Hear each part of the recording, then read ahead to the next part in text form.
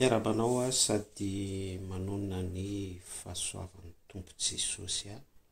amintsika rehetra. Ny zavatra mahozaraiko amintsika dia ametraka tsindry-peo kely amin'ny resaka vavaka izany. Zaho moa zao manao an'ity vidéo ity eto dia alina ny andro, sasak'alina. Ny ora aty aminay zany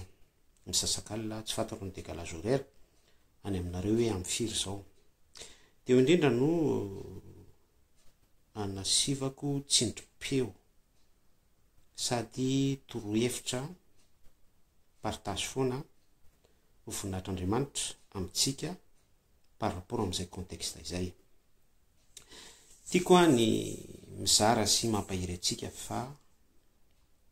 amin'ny vavaka izay ataontsika dia mila fantatritsika ny contexte amin'ilay antom-bavaka. Hoy aty hoe torohevitra atao anatin'ny vavaka alina no zaraiko amintsika. Ny contexte ny andro alina, ny misasak'alina dia ny obscurité, ny aizina. Ny contexte amin'ny andro alina dia fantatsika tsara fa izany andro alina izany dia andron'ny mpangalatra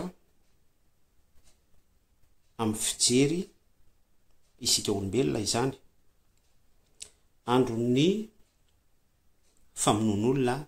ny fanaovanan-keriny, ny aizina, obscurité ilay zavatra ny teneniko teo sy ny sisa be da be sasiteny afaka anampinan'izany. Fantatsika tsara fa andro alina no nisamborana ny Kristy Jesosy tao amin'ny sany Getsemane. Fantatsika tsara fa andro alina ihany koa no nisehoan'ny herin'ny Pasika ho fandringanana ny zanak'Israely, fa no ilay fifaneken'Andriamanitra tsy toa tamin'ny vahoaka Hebreo tamin'ny alalan'ny mpaminany Mosesy sy Arona dia tao anatin'izay obscurité alina izay tokony ho fandringanana ny zanak'Israely dia namarin'Andriamanitra tamin'ny alalan'ny tombo-kasihan'ny Pasika ny fanavotana ny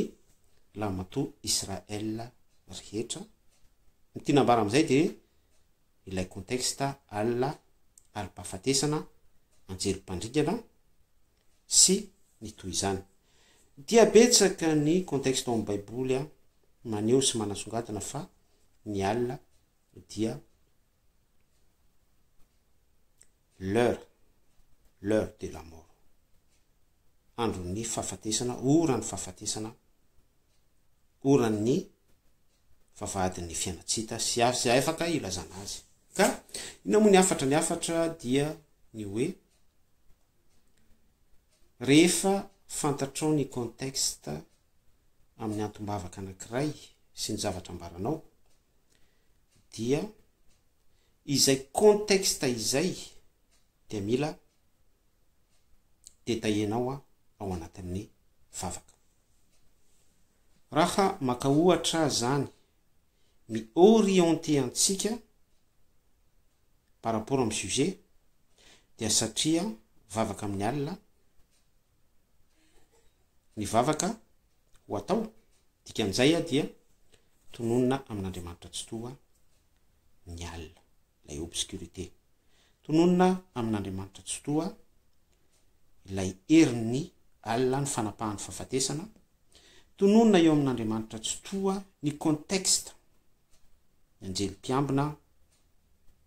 manoloana ny anjeli-pandringana, ilay contexte Exodus 12 Pasika, ny fanaovan'ny Satana an-keriny, ny endrim-pahafatesana rehetra izay mety ho fanafihan'ny Satana any amin'ny tontolon'ny nofy sy ny tontolon'ny toromaso any, amin'ny tsy hita maso any. Ireo mpanao voyage astral rehefa tena miditra andreo tay isika, attention fa misy afaka mamangy anao ao aminao matory anaty subconscient anao dia tonga tanteraka lasa misy fantasma iainanao au temps présent ao anatin'ny tsy hita maso fa lasa réel eo ambony fandriana sy ny sisa be dabe ohatran'izany de tonononao sy foazonao avokoa ny point rehetra arovy atompo ao anatin'izao alina izao arovy amin'ny anjelim-pandringana arovy amin'ny ofiratsy arovy amin'ny karazana fanamamanga ny fanamanambady sy ny zavatra ohatran'izany izay ilay detay isaretako ny fisainatsika fa tsy vavaka tsotra be fotsiny hoe tompo apetraka ampelantananao ny toromasonay de fo azy izay rapitso hiatrika ny asamandrarahanay juste formule tahaka an'izany tsy izay le izy fa mila fantatrao io détail io par rapport amin'ny contexte fiainana iainanao sy expérience atrehanao ary idiranao mihitsy ao anatin'ilay expérience hoe alina par rapport amin'izany zavatra zaraiko zany dia tsy hoe alaina point par point akory zany zavatra izany dia atao toy ny hoe manao exposé fa raha vao izay zavatra izay dia tsy avy any amin'ny fo le izy fa important be mihitsy ihany koa ny vavaka avy ao am-po zany hoe ny fonao mihitsy no mamoa an'izay zavatra exemple no zaraiko taminao zay de ahoana ary no ahafahana mahazo an'izay ny ahafahana mahazo an'izay dia ny fifandraisanao amin'Andriamanitra tsy maintsy mipetraka tsara de Andriamanitra ilay ifandraisanao Jesosy Kristy ny asan'ny fanamasina no midevoile mirevele anao manatsikafina an'izany rehetrarehetra izany ao am-ponao dia toy ny mahita image mihitsy anao toy ny misy zavatra mihitsy hoe hitanao manantona anao sy tady hitambesatra aminao de par rapport amin'izay fahitanao zay vision ao amin'izay zavatra no teneniko sy notsindriko zay hoe ny fanamasina no midevoile aminao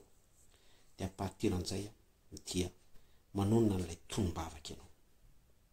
zay ny zavatra pahirezako atsika expérience izy io rehefa manomboka manandrana an'izay zavatra izay ianao contexte atsika de vavaka amin'ny alina fa afaka mivelatra be izay sujet izay rehefa manomboka manandrana sy miaina an'izay zavatra izay ianao de tafiditra ao anatin'ny antsoina hoe intimité amin'Andriamanitra tsy to tsy vavaka par formule ny vavaka ao tsy vavaka tsy anjery sy mameriteny ny vavaka ao fa tena misy cordon mampitohy ianao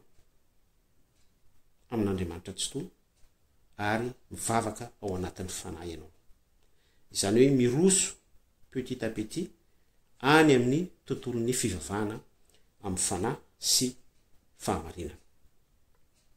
zay fa de mirary soa antsika rehetra tianao Jesosy sahy manandrana sy